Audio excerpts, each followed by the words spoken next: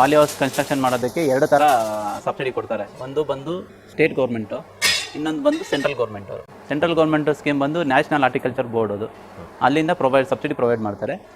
ಮತ್ತು ಕೃಷಿ ಭಾಗ್ಯ ಅಂತ ಇದೆ ಇತ್ತು. ಈಗ ಅಟಲ್ ಭೂಜಲ್ ಅಂದ್ಬಿಟ್ಟು ಈಗ ಕೆಲವೊಂದು 8 ಜಿಲ್ಲೆಗಳಲ್ಲಿ ಈಗ ಕೊಡ್ತಾ ಇದ್ದಾರೆ.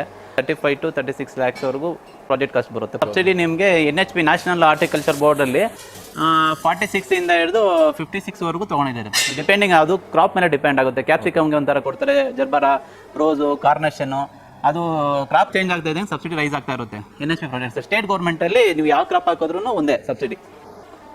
ಮಿನಿಮಮ್ ಒಂದು 18 ಲಕ್ಷವರೆಗೂ ಸ್ಟೇಟ್ ಗೌರ್ಮೆಂಟಲ್ಲಿ ಸಬ್ಸಿಡಿ ಬರುತ್ತೆ. ನಾವು ಮಾಡಿರೋ ಎಲ್ಲ ಪಾಲಿ ಹೌಸಲ್ಲೂ ಯಾರು ಅನ್ಸಕ್ಸಸ್ಫುಲ್ ಫಾರ್ಮರ್ಸ್ ಯಾರು ಇಲ್ಲ, ಎಲ್ಲ ಸಕ್ಸಸ್ ಆಗಿದ್ದಾರೆ. ಪ್ರತಿಯೊಬ್ಬರು ಸಕ್ಸಸ್ ಆಗಿದ್ದಾರೆ. ಈಗ ಮತ್ತೆ ಆ ಫಾರ್ಮರ್ಸೇ ಮತ್ತೆ ಮಾಡಿಸ್ತಾ ಇದ್ದಾರೆ. ಈಗ 1 ಎಕರೆ ಮಾಡ್ಕೊಂಡಿರೋ 2 ಎಕರೆ, 3 ಎಕರೆ, 4 ಎಕರೆ, 5 ಎಕರೆ ಮತ್ತೆ ರೈಸ್ ಮಾಡ್ಕೊಂಡು ಹೋಗ್ತಾ ಇದ್ದಾರೆ. 8 ಇಂಚ್ ಕ್ಲಿಂಪ್ ಮಾಡ್ತೀವಿ ನಾವು. 2.5 ಇಂಚ್ ಕಾಲಮ್ ಬರ್ತಿತ್ತಲ್ಲ, ಆ ಕಾಲಮ್ನ ಈ ಥರ ಲ್ಯಾಂಡಲ್ಲಿ ಇದ್ರ ಫೌಂಡೇಶನ್ ಆದಮೇಲೆ ಇಲ್ಲಿ ಈ ಥರ ಇನ್ಸರ್ಟ್ ಮಾಡುತ್ತೆ. ಒಳಗಡೆ ಹೌಸ್ಗೆ ಆರ್ಚ್ ಬರ್ತಿತ್ತಲ್ಲ, ಅದನ್ನು ಇದ್ರಲ್ಲಿ ಬೆಂಡ್ ಮಾಡ್ತೀವಿ. ಈ ಥರ ಕ್ಲಿಂಪ್ ಆಗುತ್ತೆ. ಇದು ಈಗ 2.5 ಇಂಚ್ ಪೈಪ್ ಇದೆ. ಈಗ ಇದು 2 ಇಂಚ್ ಮಾಡಿದೆ ಪೈಪ್. ಈ ಥರ ಪ್ರೆಸ್ ಆಗುತ್ತೆ. ಇದು ರೌಂಡ್ ಕಟ್ ಆಗಿ ಈ ಥರ ಇದೆ. ಈಗ ಈ ಥರ ರೌಂಡ್ ಕಟ್ ಆಗಿ ಒಳಾಗುತ್ತೆ ನೆಟ್ ಬೋಲ್ಟ್ ಆಗೋದಕ್ಕೆ. ಸ್ಟೇಟ್ ಗೌರ್ಮೆಂಟ್ಗೆ ಬಂದು ಇದು 1 ಕಾಲೇ ಇರುತ್ತೆ. ಈ ಪೈಪ್ಸ್ ಎಲ್ಲ ಸೇಮ್ ಇರುತ್ತೆ. ಪ್ರೆಸ್ ಬಾಟಮ್ ಮಾತ್ರ 1.5 ಇರುತ್ತೆ.